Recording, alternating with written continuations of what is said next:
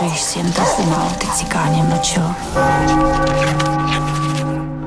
Poledne v tom okamžení táta přijde z roboty a mě hasne uvaření pro tebe ty sloboty. Ale dělej Sara Kočár, hrej si tu vaří.